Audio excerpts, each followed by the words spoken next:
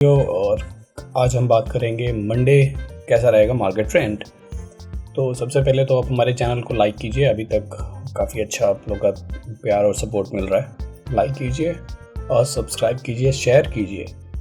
ज़्यादा से ज़्यादा हमें व्यूअर्स की ज़रूरत है और आपके कमेंट्स बहुत इंपॉर्टेंट हैं ताकि हम अगला वीडियो उसके हिसाब से बना सकें। हमारी पूरी टीम वेट करती है आपके कमेंट्स का कि किस तरह से आपका कमेंट है, और ताकि हमें एक आइडिया मिल सके कि आप क्या जानना चाहते हैं। उसी के हिसाब से हमारा अगला वीडियो होगा। तो चैनल पे हमारे साथ बने रहिए और स्टार्ट करते हैं। हमारे दोस्त शुरू करेंगे मंडे मार्केट एनालिसिस। कैसा रहेगा मंडे का ट्रेंड, कल के लिए क्या फ़िलहाल व्यू दिख रहा है और ओवरऑल ग्लोबली क्या माहौल है, क्योंकि ग्लोबल माहौल काफ़ी कुछ ड्राइव कर सकता है। डॉलर स्ट्रांग है क्या, डॉलर वीक हो सकता है, और फेड पावेल की टेस्टिमनी है जो कि बहुत ज़्यादा लोग वॉच करते हैं और उससे काफ़ी मार्केट में मूवमेंट आता है। तो ये काफ़ी बड़ा इम्पैक्ट डालेगा। और अगले जो हफ्ते है जॉब डेटा और काफ़ी सारे और इन्फॉर्मेशन इकोनॉमी से रिलेटेड आएंगी यूएस में और इंडिया में भी। तो डेफिनेटली ये सारी चीज़ें आपको नज़र में रखनी है। सबसे पहले यहाँ पे बात करेंगे कि right now US market Friday को काफ़ी अच्छी क्लोजिंग दी है, हाई पे क्लोजिंग दी है। डॉलर इंडेक्स 104.4 पे आ गया है जो कि काफ़ी अच्छा है, पॉजिटिव है इमर्जिंग मार्केट के लिए। रुपी ने काफ़ी बड़ा जंप मारा है, रुपी बहुत स्ट्रांग हुआ है जो कि अच्छा होता है इकोनॉमी के लिए, और ऑलमोस्ट 0.8% जो कि काफ़ी सरप्राइजिंग भी था, और वो एक बहुत बड़ा रीज़न था कि मार्केट ने रैली किया। तो ये दिखाता है कि एफआईआईज़ का इन्फ्लो है। दूसरा पॉइंट ये था कि जो एफआईआई का डेटा अगर आपने देखा हो एफएनओ का, तो उन्होंने पूरे जो अपने शॉर्ट्स से काफ़ी बड़ी संख्या में अनवाइंड किया है। मतलब अब वो बियरिश जो अपनी बेट थी उसको बहुत तेज़ी से उन्होंने कम किया फ्राइडे को, और रिटेलर था जिसने थर्सडे को बियरिश बेट ली होगी वो पूरा बियरिश में फंसा रह गया और ये लोगों ने पूरा गेम बदल दिया। और इसके कुछ रीज़न से अदानी स्टॉक्स में कुछ पॉजिटिव न्यूज़ आए, उसके कारण एसबीआई ने शुरू से ही सुबह ही काफ़ी अच्छा पुश दिया और बाद में सारे बैंक्स ने पार्टिसिपेट किया। तो फिलहाल मुझे ऐसा लग रहा है कि क्योंकि एसजीएक्स निफ्टी भी पॉजिटिव ही दिखा रहा है, तो एक पॉसिबिलिटी है कि मंडे जो मॉर्निंग है उसमें भी आपको एक पॉजिटिव बूस्ट दिख सकता है। वो सर्वाइव करेगा नहीं करेगा, उसके बाद फॉलो थ्रू मिलेगा नहीं मिलेगा, वो डाउटफुल है, लेकिन मॉर्निंग एक अच्छा मिल सकता है। तो उसके बाद 1-2 घंटे बाद हमें फिर से रिवैल्यूएट करना पड़ेगा किस तरीके से मार्केट यहाँ पे चल सकता है पूरे दिन। क्योंकि अगर गैप अप मिल जाता है 100 पॉइंट का, मान लो हम 150 पॉइंट भी ऊपर चले जाते हैं, लेकिन उसके बाद क्या हम वहाँ पे टिकेंगे या वापस से करेक्शन डिप आएगा, उसके बाद हम करेंगे निफ्टी बैंक निफ्टी के चार्ट्स में। तो ये कुछ पॉइंट्स थे। अगले हफ्ते फेड पावेल की टेस्टिमनी बहुत इंपॉर्टेंट है जो मार्केट को ड्राइव कर सकती है। फिर फ्राइडे को जो जॉब डेटा है वो बहुत इंपॉर्टेंट होने वाला है। तो अभी सबसे पहले हम बात कर लेते हैं कि इंडियन मार्केट में क्या लेवल्स हैं। निफ्टी ऑलमोस्ट 17,600 पे क्लोजिंग दी है जो कि अच्छी क्लोजिंग है, और 600 के ऊपर निकलने पे 750-770 के लेवल खुल जाते हैं। तो अगर हम यहाँ से एक 100 पॉइंट का गैप अप दिखा रहा है एसजीएक्स निफ्टी, तो 590 से 690 के आसपास खुलेंगे, तो वहाँ से 50-60 पॉइंट का अपसाइड और आ सकता है, क्योंकि बहुत सारे लोग जो अभी तक बुलिश नहीं हुए हैं वो चेस कर सकते हैं उसको सुबह। तो एक 50-60 पॉइंट और अपसाइड आ सकता है उसके ऊपर, लेकिन उसके बाद थोड़ा सा आपको इवैल्यूएट करना पड़ेगा साइड में होके। उसमें ऐसे नहीं चढ़े रहना घोड़े पे, वो भागता ही जाएगा, कहीं ना कहीं रुकेगा, वहाँ से एक छोटा मोटा डिप आएगा या बड़ा डिप भी आ सकता है। देखना पड़ेगा कि मंडे को यूएस फ्यूचर ज़्यादा कुछ अपसेट ना करे, नेगेटिव ना करे, जो कि उम्मीद नहीं है, लेकिन एकदम स्टेबल ही रहने की उम्मीद है। लेकिन फिर भी इस पे नज़र आपको रखना पड़ेगा कि कहीं ग्लोबल में कोई हलचल तो नहीं है ज़्यादा नेगेटिव। अगर वो नहीं है तो डेफिनेटली जो मैंने कहा कि आप 750-770 तक ऊपर की तरफ जा सकते हैं। अब उसके अलावा बात करेंगे यहाँ पे बैंक निफ्टी की। 41,250 पे क्लोजिंग है जो कि काफ़ी अच्छी क्लोजिंग है। ऑलमोस्ट 950 पॉइंट भी एक टाइम पे हम गए थे। मेरे हिसाब से हम 41,700-750 तक जा सकते हैं। अब ये लेवल क्यों इंपॉर्टेंट है? 41,500 का लेवल एक इम्पॉर्टेंट था और उसके बाद 41,750 का लेवल इम्पॉर्टेंट है।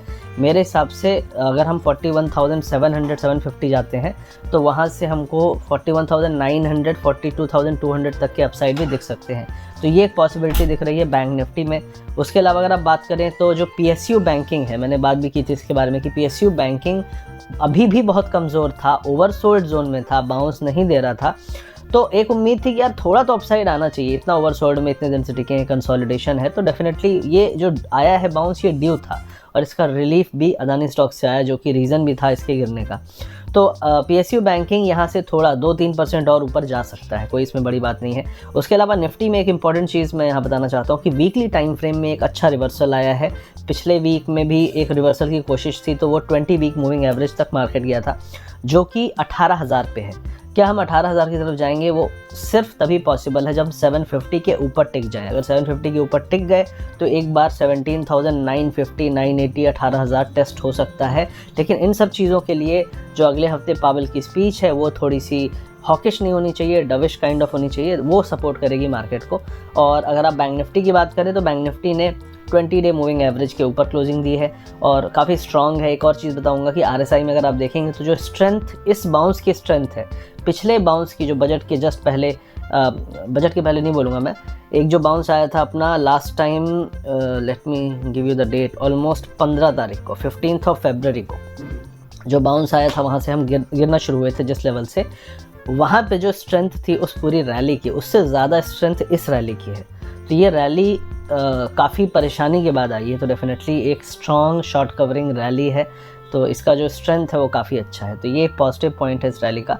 ओवरऑल जो लेवल से बैंक निफ्टी के 41,900 के आसपास तक आते आते यहाँ पे काफ़ी सेलिंग और रेजिस्टेंस मिलेगा। लास्ट टाइम भी हम 42,900 के पास से पलटे थे, तो उस एरिया को थोड़ा सा आपको वॉच करके रखना है। और अगर वो एरिया निकाल देता है, क्योंकि मार्केट ने कल भी जब हम इसको इवैल्यूएट कर रहे थे फ्राइडे को, तो हमें यही लगा कि ये 40,900, 41,000 तक जाएगा, ठीक है, 100 चला जाएगा खींचतान के, उसके ऊपर काफ़ी मेहनत लगेगी, लेकिन इसने बड़े ईज़ के साथ उसको निकाल दिया।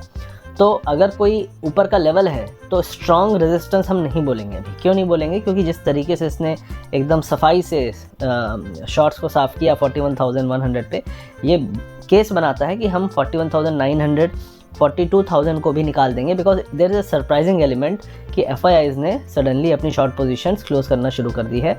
और FIIs जब शॉर्ट पोजीशन क्लोज करते हैं तो छोटे मूव नहीं आते, बड़े मूव आते हैं, और वही इस पूरे मूव का रीज़न है।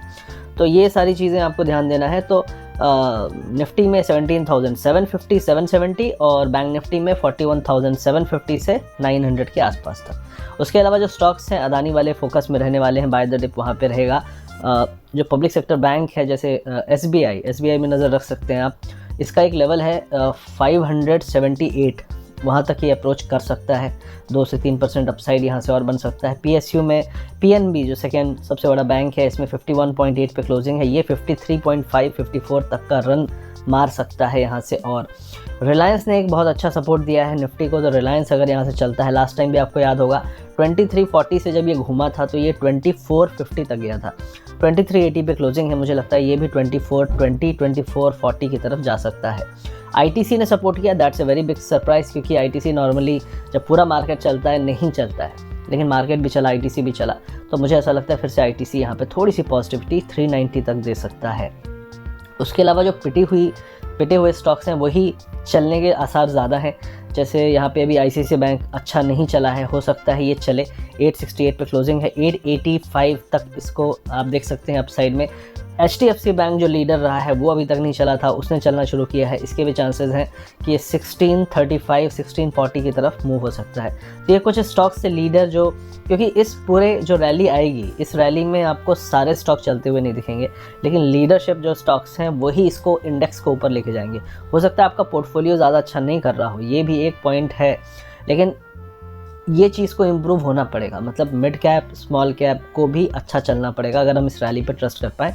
इसीलिए मैंने कहा कि मंडे को सेकेंड हाफ बहुत इंपॉर्टेंट है, उसमें देखिए कि क्या सारा मार्केट चलना शुरू होता है, मिड कैप, स्मॉल कैप, छोटे स्टॉक्स की बात कर रहा हूँ मैं, तो ज़्यादा हमें कंफर्ट आएगा कि ये रैली सस्टेन हो सकती है और ऊपर जा सकती है। अदरवाइज़ थोड़ा साइड होके मंडे को सेकेंड हाफ पूरा हमें देखना पड़ेगा 3 बजे तक कि क्या होता है। ये ओवरऑल मेरा व्यू था मार्केट के बारे में। आई होप ये वीडियो आपको अच्छा लगा हो। अच्छा लगा तो लाइक, शेयर, सब्सक्राइब करना ना भूलें, और इसी तरीके से बताते रहें हमें कि क्या हमें करना है। कमेंट सेक्शन में बताइए कि कौन सा स्टॉक, कौन से तरह की चीज़ें और शेयर कर सकते हैं। मिलते हैं बहुत जल्दी। Thank you.